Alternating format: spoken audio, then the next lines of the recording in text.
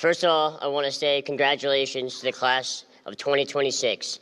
Can I get a round of applause for them, please?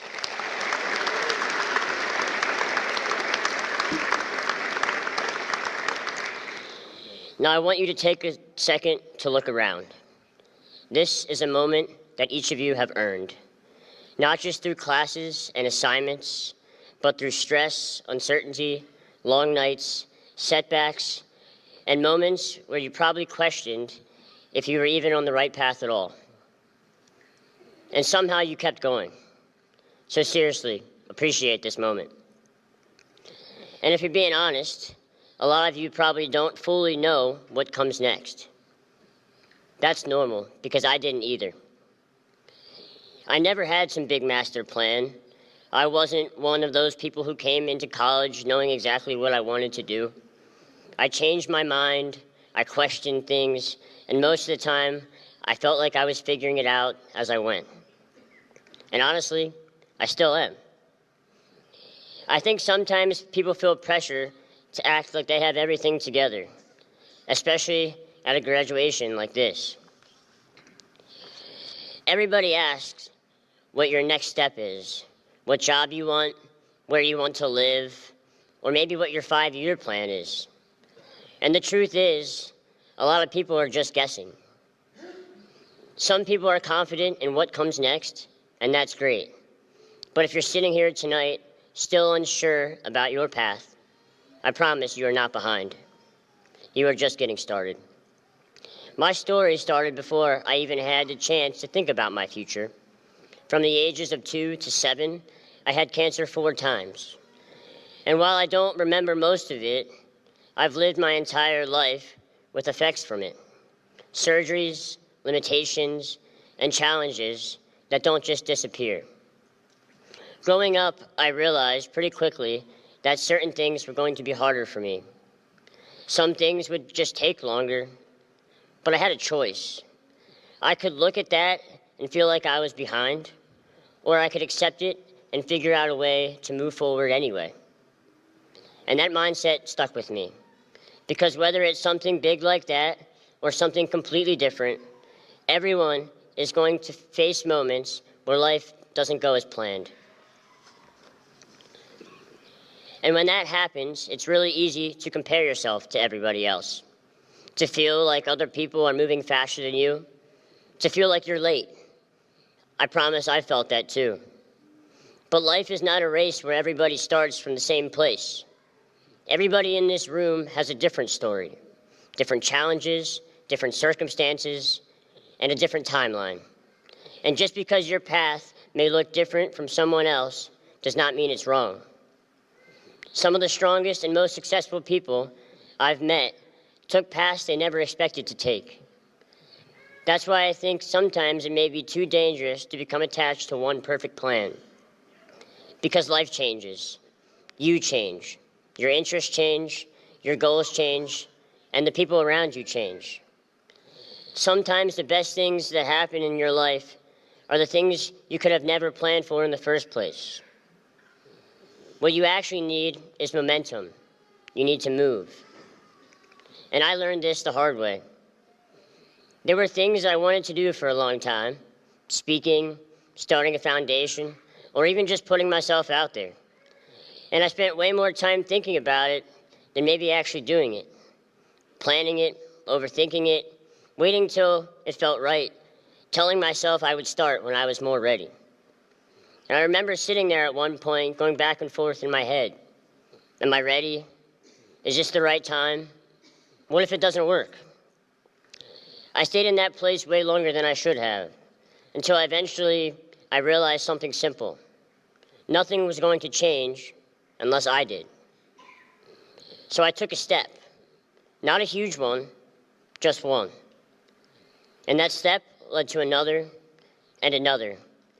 And before I knew it, I was doing exactly the things I had been thinking about for so long. Not because I had everything figured out, but because I moved. And when I did, things started happening for me. Opportunities showed up, people came into my life, doors opened, but that's when it clicked for me. You don't figure out things by thinking about them. You figure them out by doing them. And I think that's one of the biggest opportunities all of you have right now. You're at a point in your life where you can take chances. You can try things. You can pivot. You can fail at something and recover from it. And that's a gift. A lot of people spend years waiting for permission to pursue the thing that they actually care about, waiting until they feel qualified enough, successful enough, or comfortable enough.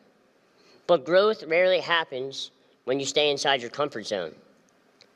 Sometimes the best decision you can make is simply being willing to start before you fully feel ready. That idea turned into something I live by now, and it's called TUCK. Think boldly, embrace uniqueness, foster courage, and spread kindness. Think boldly. Most people wait. They wait until they feel confident, until something feels guaranteed, or until everything makes perfect sense.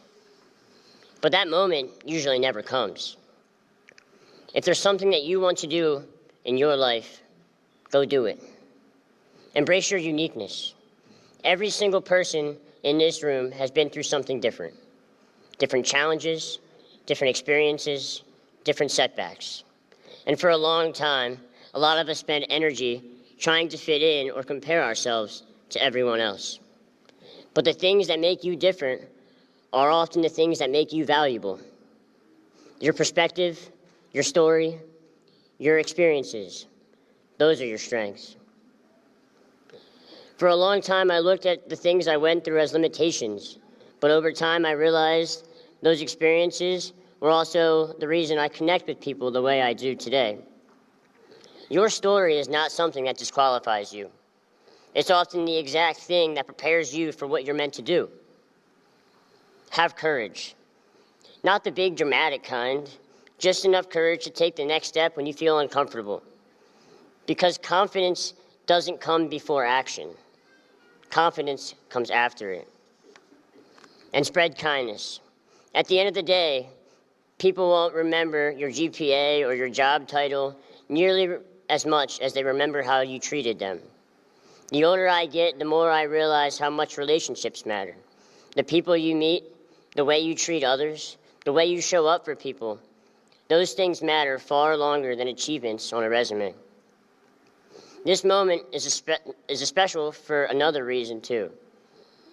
You are one of the last classes to graduate from here at Penn State York. That means something. You represent the people, the community, and the impact this campus has had for so many years. And now you get to carry that into whatever comes next. And with that comes a huge opportunity. You can truly build whatever kind of life you want. Not because it'll be easy, not because everything will magically work out, but because you gave yourself the opportunity to try.